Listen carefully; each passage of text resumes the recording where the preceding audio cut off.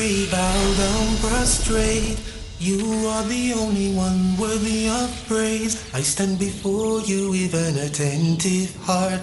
Erase my sins from the present and past. To you I pray, bow down, prostrate. You are the only one worthy of praise. I stand before you with an attentive heart. Erase my sins. Alhamdulillahi Rabbil Alameen wa salatu wa salam ala nabiyyina Muhammadin wa ala alihi wa sahbihi ajma'een. Amma ba'd. Brothers and sisters, Assalamu alaikum wa rahmatullahi wa barakatuh. Welcome to another episode of Lessons from the Qur'an. In this series, insha'Allah ta'ala, what we're trying to achieve with the permission of Allah subhanahu wa ta'ala is just to open our minds a little bit to the lessons found within the Qur'an. Because insha'Allah ta'ala, the brothers and sisters who are watching at home are people who are reading the Qur'an, insha'Allah, to a greater or to a lesser extent. But what we want to do with this series, insha'Allah ta'ala, is to open your mind a little bit towards putting the Qur'an into practice. Putting the Qur'an into practice.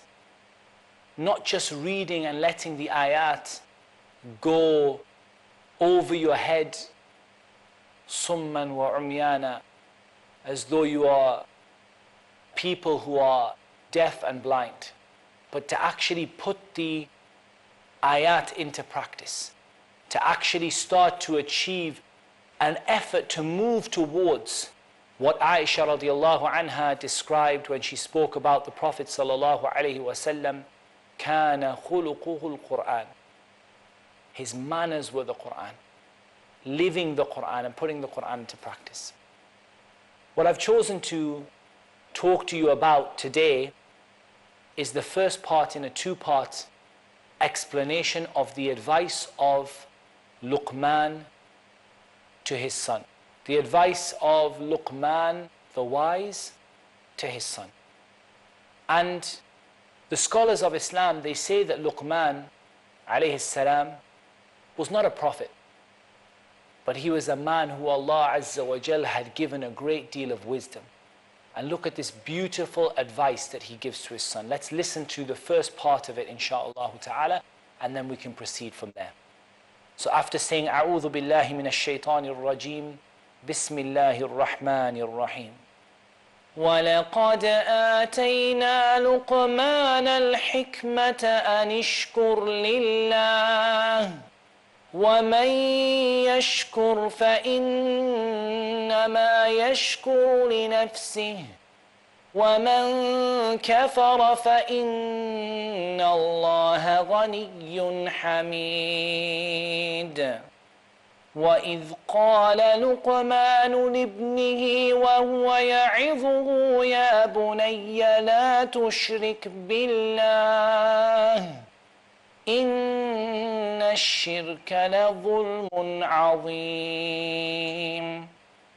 وَوَصَّيْنَا الْإِنسَانَ بِوَالِدَيْهِ حَمَلَتْهُ أُمُّهُ وَهْنًا عَلَى وَهْنٍ وفصاله في عامين أن اشكر لي ولوالديك إلي المصير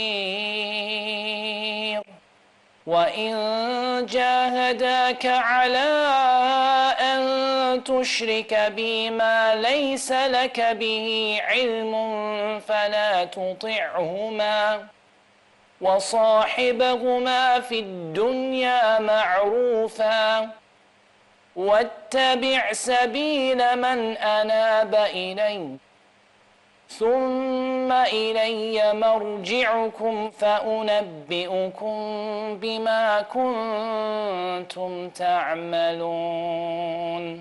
The advice of Luqman the wise. وَلَقَدْ آتَيْنَا لُقْمَانَ الْحِكْمَةَ أَنِ اشْكُرْ لِلَّهِ وَمَنْ يَشْكُرْ فَإِنَّمَا يَشْكُرُ لِنَفْسِهِ. We gave Luqman al-hikmah, wisdom and understanding. And whoever Allah Azza wa Jal gives hikmah, وَمَنْ يُؤْتَ الْحِكْمَةَ فَقَدْ أُوتِيَ خَيْرًا كَثِيرًا. The one who Allah Azza wa Jal gives hikmah to, has been given a great amount of good, a large amount of good. Look at the wisdom that was given to Luqman. And why does Allah Azza wa Jal bless one of us with wisdom? Anishkur lillah. That you give thanks to Allah. In reality, brothers and sisters, this whole religion of Islam is built upon as-sabr wa-shukr. Being patient at times of adversity and being thankful at times of ease. The Messenger of Allah sallallahu alaihi wasallam said, how wonderful is the situation of the believer, and this is only for the believer. If Allah Azza wa Jal tests him with harm, he is patient and Allah rewards him for that.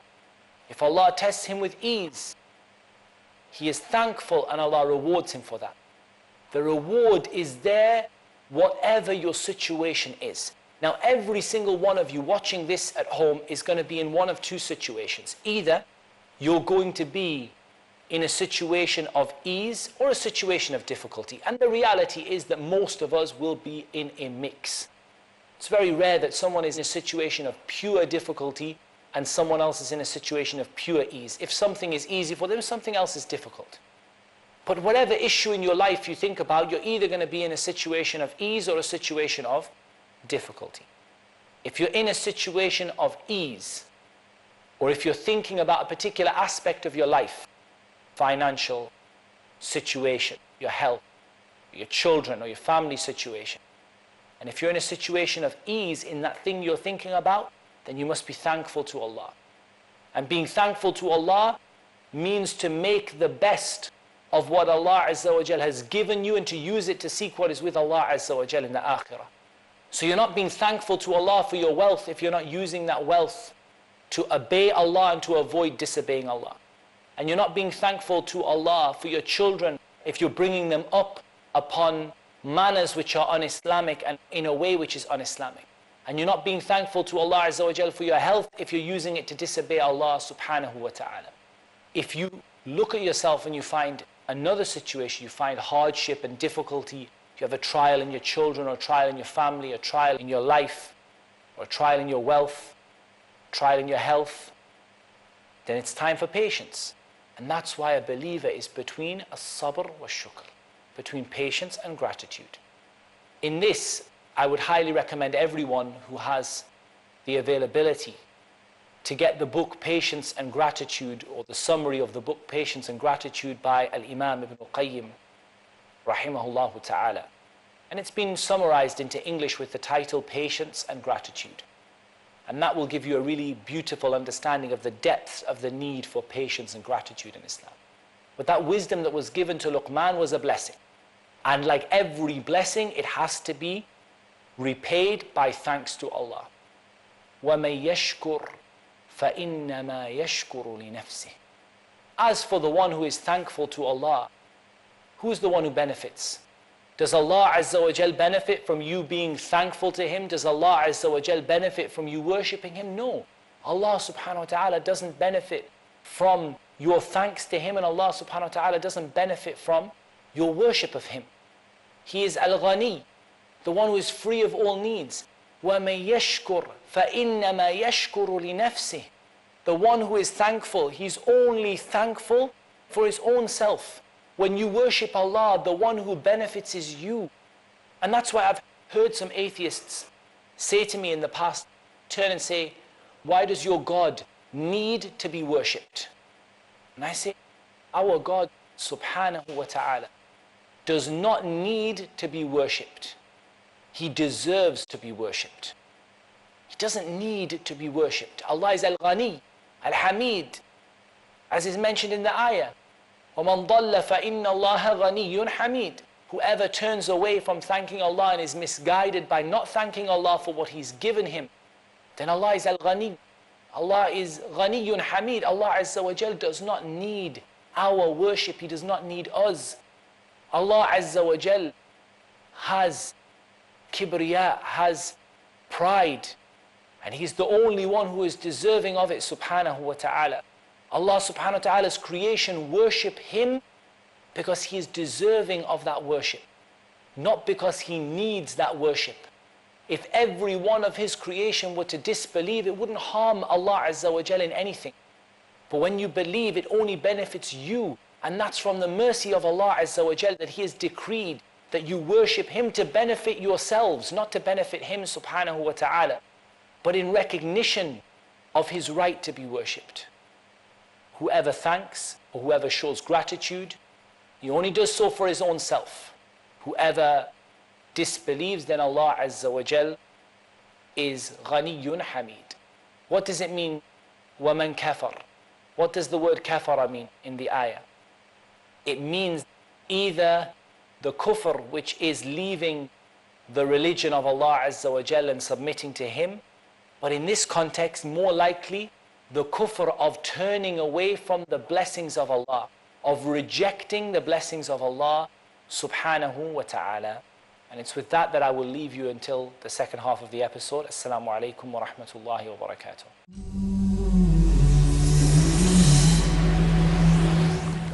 Assalamu alaikum wa rahmatullahi wa barakatuh. Welcome back, brothers and sisters, to the second half of this episode. We're looking at the beginning or the first part of the advice of Luqman to his son. And when Luqman said to his son in giving advice to him and advising him, admonishing him, "O my son, do not make a partner with Allah. Indeed, making a partner with Allah is the worst form of oppression." Brothers and sisters, in this, the practical element is, look at the advice of Luqman to his son. Look at the tarbiyah, the bringing up of Luqman, his son, upon Tawheed. The greatest thing that you can teach your children is to worship Allah subhanahu wa ta'ala alone and not to make any partner with Him subhanahu wa ta'ala in His worship. Look at the advice of Luqman. Look at the fact that he is taking time to advise his son, to teach his son about Islam. This is how we have to be with our children. And then he gives him the greatest advice first. He begins with the most important thing first. Ya bunayya la tushrik billah inna ash-shirka la dhulmun azim. O my son, do not make a partner with Allah. Indeed, making a partner with Allah is a severe form of oppression. And it's the worst form of oppression. Because oppression, brothers and sisters, is of three types. The first is an oppression that Allah will never forgive. And that is making a partner with Allah, giving something that belongs to Allah to someone or something else. The second is an oppression that Allah will never overlook.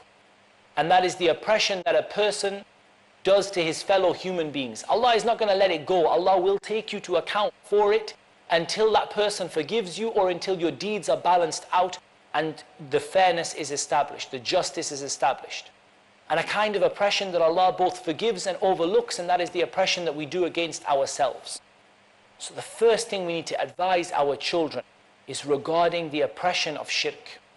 Allah Azza wa Jal said in Surah Al-An'am, الَّذِينَ آمَنُوا وَلَمْ يَلْبِسُوا إِيمَانَهُمْ بِظُلْمٍ أُولَٰئِكَ لَهُمُ الْأَمْنُ وَهُمْ مُهْتَدُونَ. Those who believe and don't mix up their belief with oppression, it is those who will be safe in this dunya from the trials of Allah, in the akhirah from the punishment of Allah, وَأُولَٰئِكَ هُمُ الْمُهْتَدُونَ, and those are the guided. Subhanallah, the Sahaba began to be very, they were very upset. They were struck by the ayah. They said, which of us doesn't oppress himself? Which of us doesn't sin? How are we going to be safe from the punishment of Allah? Which of us really don't sin? Which one of us doesn't sin? The Prophet ﷺ said, it's not as you have understood it. Or it's not as you have imagined it to be. It's as Luqman said to his son, Ya bunayya la tushrik billah, inna ash-shirka la dhulmun azim. The dhulm mentioned in the ayah in Surah Al-An'am, that if you avoid it, you will have safety and guidance from Allah, is shirk. And shirk is for you to give the rights of Allah to someone or something else. So for example, if you make dua to other than Allah, dua is the sole right of Allah. And if you make dua to other than Allah for any reason, whether it is wasila or whether it is coming close or whether it is taqarrub, a means of nearness, or whether it's shafa'ah, seeking intercession, you made a partner with Allah subhanahu wa ta'ala. From the rights of Allah Azza wa Jal are His names and attributes that they believed in and given and applied to Allah subhanahu wa ta'ala. and that we affirm what Allah affirmed for himself, and we affirm what his messenger sallallahu alaihi wasallam affirmed for him, and that we deny or negate what Allah negated for himself, and we negate what the messenger of Allah sallallahu alaihi wasallam negated for him. So from the essence of this is that we don't give those names and attributes to other than Allah, and we don't deny them, and we don't take them away from Allah subhanahu wa ta'ala. From the essence of this is that when we pray to Allah. When we sacrifice to Allah. We don't sacrifice to anyone other than Allah Azza wa Jal. Our life and our death is for Allah. قُلْ إِنَّ صَلَاتِي وَنُسُكِي وَمَحْيَايَ وَمَمَاتِي لِلَّهِ رَبِّ الْعَالَمِينَ لَا شَرِيكَ لَهُ. Say, my prayer and my sacrifice and my living and my dying are for Allah, Lord of the worlds. No partner has He. No partner has He. This is the essence of Islam, the core of Islam. That you worship Allah alone, you don't make a partner with Allah. And that's why it's the first advice that Luqman gives to his son. And now Allah subhanahu wa ta'ala talks about our relationship with our parents. And Allah Azza wa Jal says, وَوَصَّيْنَا الْإِنسَانِ بِوَالِدَيْهِ حَمَلَتْهُ أُمُّهُ وَهْنًا عَلَى وَهْنٍ.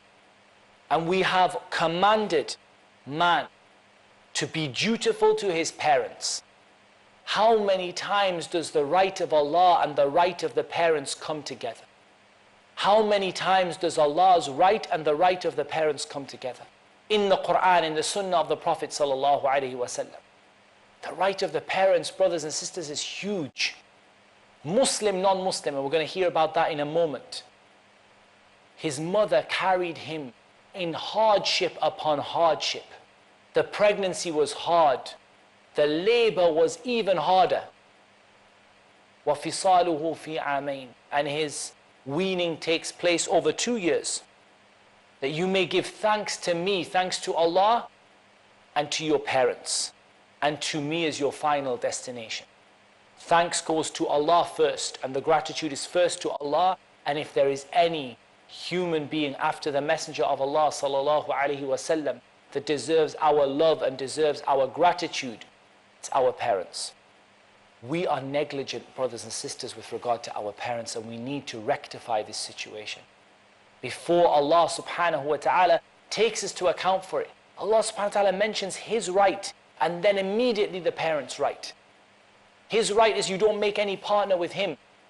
The Prophet sallallahu alaihi wasallam was riding with Mu'adh on a donkey. He said, Ya Mu'adh, atadri ma haqqullahi ala al-ibad wa ma haqqul ibadi ala Allah. Do you know what the right of Allah is over His slaves, and the right of the slaves is over Allah? Mu'adh said, قُلْتُ اللَّهُ وَرَسُولُهُ أَعْلَمُ. Allah and His Messenger know best. The Prophet ﷺ said, حَقُّ اللَّهِ عَلَى الْعِبَادِ أَن يَعْبُدُوهُ وَلَا يُشْرِكُوا بِهِ شَيْئًا. That they worship Him and they don't make any partner with Him. And the right of the slaves over Allah is that Allah will not punish the one who doesn't make any partner with Him. Mu'adh said to the Prophet sallallahu alaihi wasallam, أَفَلَا أُبَشِّرُ النَّاسِ. Shall I not go and give the people the glad tidings? The Prophet ﷺ said, لَا تُبَشِّرْهُمْ فَيَتَّكِرُوا. Don't give them the glad tidings in case they start to rely on it and they stop doing good deeds. The right of Allah. And immediately after the right of Allah, وَوَصَّيْنَا الْإِنسَانَ بِوَالِدَيْهِ. The right of the parents. Allah Azza wa Jal says, وَاعْبُدُوا اللَّهَ وَلَا تُشْرِكُوا بِهِ شَيْئًا وَبِالْوَالِدَيْنِ إِحْسَانًا. Worship Allah and don't make any partner with Him, and be good to your parents. Even in the matters of the difficulties that were experienced by the Messenger of Allah sallallahu alaihi wasallam and his need for people to fight in the army. A man came to volunteer for the army, and the Prophet sallallahu alaihi wasallam was in need of volunteers for the army. And he went and he sought the permission of the Prophet sallallahu alaihi wasallam. The Prophet sallallahu alaihi wasallam turned to the man and said, "Are your parents alive?" He said, "Yes, O Messenger of Allah." The Prophet ﷺ said, فَفِيهِمَا فَجَاهِدْ. Go and instead of fighting with the army, go and serve your parents and strive to serve your parents. The right of the parents is huge. But it doesn't go over the right of Allah, brothers and sisters. It doesn't go beyond the right of Allah Azza wa Jal. And that's why in the next ayah, Allah subhanahu wa ta'ala explains. After having commanded us to show our gratitude to Allah and to show our gratitude to our parents. Our parents who looked after us when we were small. وَقُلْ رَبِّ ارْحَمْهُمَا كَمَا رَبَّيَانِي صَغِيرًا. And say, oh my Lord, have mercy on the two of them as they looked after me when I was small. The fisal, the weaning period, waking up all the way through the night and feeding and cleaning and changing the nappy, that you may show gratitude to Allah and to your parents. But if those parents command you to make a partner with Allah in that which you have no knowledge, فَلَا تُطِعْهُمَا, do not obey them. لَا طَاعَةَ لِمَخْلُوقٍ فِي مَعْصِيَةِ الْخَالِقِ. It's not permissible for you to obey any of the creation of Allah in disobedience to Allah subhanahu wa ta'ala. You must listen to your parents, you must obey your parents. But if your parents to tell you to do something which is making a partner with Allah, or they tell you to drink alcohol or commit zina or to do haram, فَلَا تُطِعْهُمَا, do not obey them. وَصَاحِبْهُمَا فِي الدُّنْيَا مَعْرُوفًا. And treat them in this world in the best way, accompany them. This is when they tell you to do the greatest sin. So what about when they tell you to do a sin less than that? Be kind in how you speak with them. Be good in how you talk with them. Accompany them even when they say, make a partner with Allah. The mother of Abu Hurairah, radiyallahu anhuma, may Allah be pleased with them both, because she became Muslim. She used to curse the Messenger of Allah, sallallahu alayhi wasallam. How bad is it? She used to speak evil of the Messenger of Allah.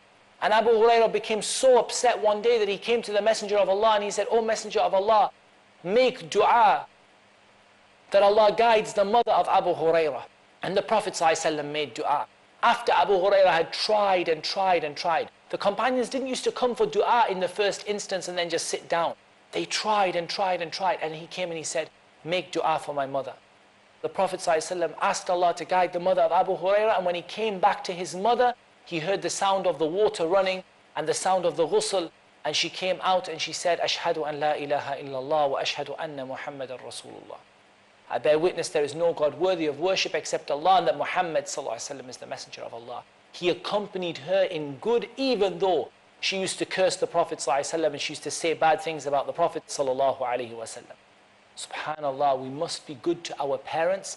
So many times our parents have got the wrong idea about something, either in the issue of Islam and kufr, they've chosen another religion, or in the issue of innovations and bid'ah. But we must be good to them and kind to them and try to encourage them to the truth, like they looked after us when we were small, and we follow the path of the one who turns to Allah in remembrance, and to Allah will be our return, and Allah subhanahu wa ta'ala will inform us about what we used to do. That's all we have time for in this episode, and in the next episode we'll continue with the advice of Luqman. Until then, Assalamu alaikum wa rahmatullahi wa barakatuh.